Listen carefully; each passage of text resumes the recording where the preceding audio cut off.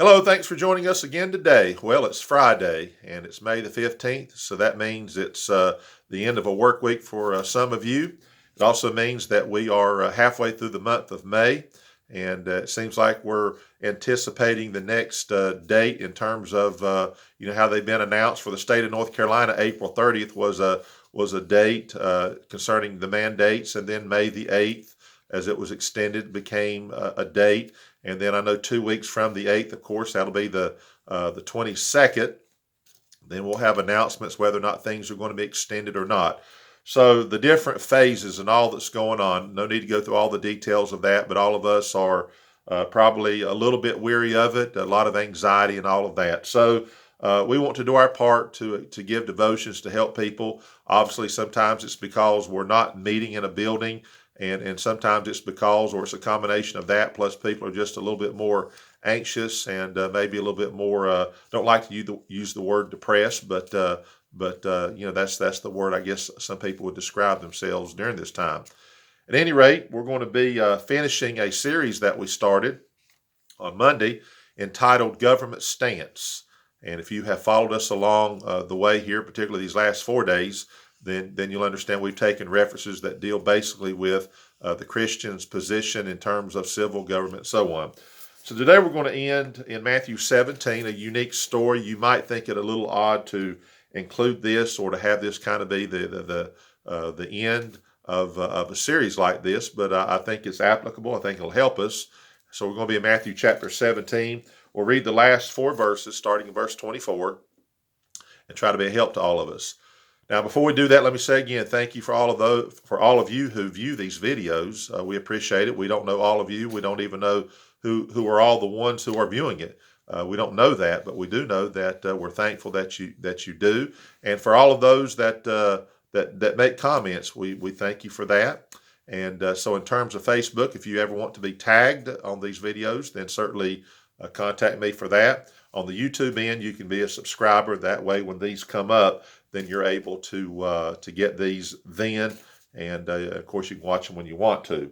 So Matthew chapter 17, a very unique story here. Let me begin at verse number 24 and read through the end of the chapter. And when they were come to Capernaum, they that received tribute money came to Peter and said, Doth not your master pay tribute? He saith, Yes. And when he was coming to the house, Jesus prevented him, saying, What thinkest thou, Simon? Of whom do the kings of the earth take custom or tribute? Of their own children, or of strangers?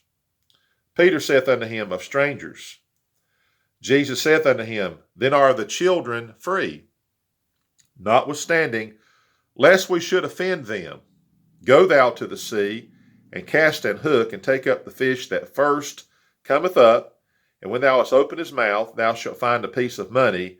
That take and give unto them for me and thee. Now, the center of the story is not the miracle. That's very interesting that Jesus says, now you're going to go catch a fish, Peter. And, Peter was a fisherman. Peter was used to catching fish. But from the Bible recorded standpoint, Peter was a commercial fisherman, as we would call it. He used nets and caught many fish at one time. But on this occasion, he was to take a hook and a line and go out and catch the first fish that comes up. And inside that fish is going to be some money. I don't know if it was a singular coin or multiple coins, but whatever it was, Jesus, I want you to take that money that's out of that particular fish, and I want you to go and pay the tribute money for myself, Jesus is saying, and for you. And we know, of course, Peter did that. But the center of the story is how Jesus said to Peter, here's the reason why we're going to pay the tribute money. Now let's just back up a little bit here. Tribute money, what was that? Of course, it was a tax. It was a tax that was levied by the civil government, by Rome, the Roman government. But I think in this particular case, tribute money especially related to paying wages for a government worker. A Roman soldier was a government worker, so this very tribute money could have been money that was collected in order to pay the taxes for the Roman soldiers. Now, bear in mind, they're not in Rome. They're in Jerusalem, so they're in the nation of Israel. Rome, of course, controls the world. So imagine all the different places in the Roman Empire in which tribute money was collected by the Romans from the people who were not citizens, And as Jesus differentiated here, he said either strangers, a non-citizen, or children being the citizens or, the people of Rome, the Romans. So Jesus says these kings of the earth, who do they collect the money from? Where do they get it from? And Peter says, well, it comes from the strangers, meaning from the outsiders, if you please, the people who are non-citizens. That's where the money comes from in order to help the kingdom, in this case, Rome, and I think in this case to pay the taxes of the people who are the people, of course, who are in the government. In this case, of course, you can imagine how many times a Jewish person would see Roman soldiers. I'm sure they would see them. Perhaps they would have posts like policemen who have a particular place where they stay almost stationary on a daily basis, perhaps. But at any rate, Jesus says, here's what we're going to do. We're going to pay this money. And he said, notwithstanding. In other words, we're going to do it, and here's going to be the reason why we do it. He was speaking from the perspective as a stranger paying the money to the government, the kings of the earth, on behalf of those children. In other words, we're not them, and we're doing it on their behalf. He says, well, here's why we're going to do it, though. We are going to do it so that we don't offend them. Now, when we use the word offend today, it's more likely used to make sure we don't hurt anybody's feelings. And, I'm sure we've said this at times. I hope I didn't offend you, or I hope I don't offend you when I say this, and we'll make a statement. And it's usually something that could hurt their feelings or they may not understand. But the word offend here has a lot more stronger meaning than that. As I looked it up, the word itself, the Greek word is scandalizo, in which we get our word scandal. And it's it's a much stronger word than hurting someone's feelings. Jesus was saying, well, we don't want to hurt their feelings. Now, I'm sure I guess that was a part of it. But here's what basically the word means. It means to entrap, to trip up, figuratively to entice to sin, to apostasy, or to displeasure. In other words, to cause some kind of a harm in some form because of not doing a certain act here, okay? It comes from the idea of being a stumbling block, because the word offend, of course, is used in other places in the Bible. Sometimes that word was used, in other words, for us not to be a stumbling block to another Christian because of our actions.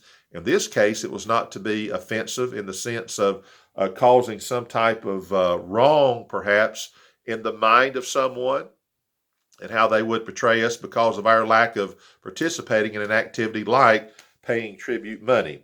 So the stranger or the citizen, Jesus said, here's what we're going to do. We're going to pay this. And think about who's saying this. Jesus is King of Kings and Lord of Lords. Now, when he was here in that particular state, in this time on earth, Jesus didn't say, look, I'm king. He didn't say that. He came as a servant. Of course, he was master to the disciples there, to the apostles. We understood that he had a position of authority. But as far as saying, look, I'm King of Kings here. No, I'm not going to pay your tribute money. He could have done that, but he didn't do that, did he?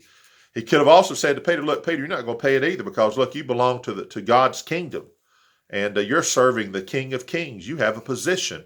No, you're not going to pay it either because you don't have to. It's not, we're the higher authority here. We're the superior force, the superior to the Roman government. But that's not what Jesus said. Jesus said, look, though I am superior, though we are superior, though they look at us as strangers, truth is this thing can be flipped around. Look, they're strangers to God.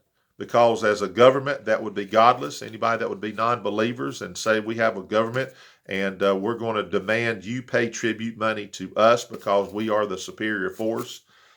Jesus could have flipped it around, but he didn't do that. So here's the point of this as I end this series here, not to really go into a lot of great detail. I think you understand the point here. Jesus is what we're going to do. We're going to do it because they're not going to understand what I would say anyway. And at this time, it's not the point of me saying, look, I'm King of Kings. I may not have a crown. I may not have a throne that I'm sitting on. And one day I will. He didn't do that. He basically said, we're going to do this because we're going to pay it. And we're going to pay it because in their eyes, we're strangers. And we're going to pay it because here's how they see us in this position right now. We're going to pay it.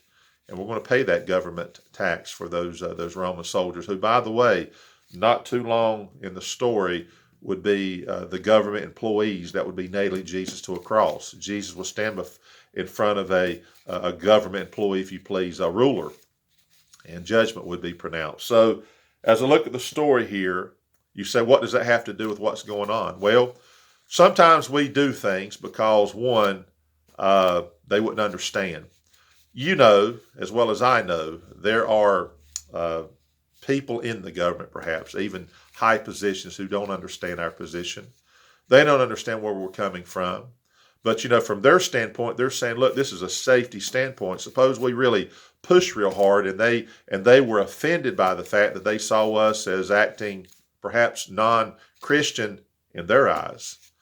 So I'm not saying that we're not to do anything. There are decisions, and as time goes on, perhaps the timing of things is going to be why decisions have to be made. And I know I'm speaking very vague here, but let me say this: regardless of what they do, and regardless of what we're going to do, regardless of the circumstance, all these things that we've talked about this week, none of that negates us doing the respect, the adherence to it all.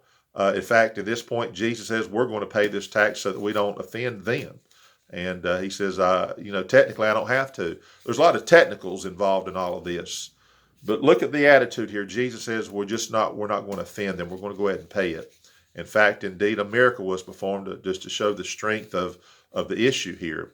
So as I say that, I'm telling you that there's people out there that may look and say, well, you know what, are you caving on this situation? There ought to be a lot more pushback. A lot of this has to do, obviously, with wisdom, timing, what's going to be the end result of our actions if we did certain things. We certainly have to respect, we have to honor. There has to be a lot of things that we've talked about that needs to be done. So in this particular case, Jesus says, pay the tribute money. And we're going to go ahead and do it, not because we have to, but we're taking the high road, as they say. We're taking the high road. When Jesus said, if someone comes to you and says, look, I want you to carry this a mile for me, Jesus says, you carry it a mile. And then once you've done what they've asked, then you go ahead and carry it another mile. You don't hear very much about where Jesus says, look, if someone smites you on the cheek, then go ahead and turn the other and allow them to do the other if that's what they think is necessary. So there's principles here that are indeed Christian principles. And sometimes when we want to, push ourselves and push an issue, in this case, Jesus says, we're not going to push this because we might offend them. And I think there's some truth to that. So let's look at all these truths.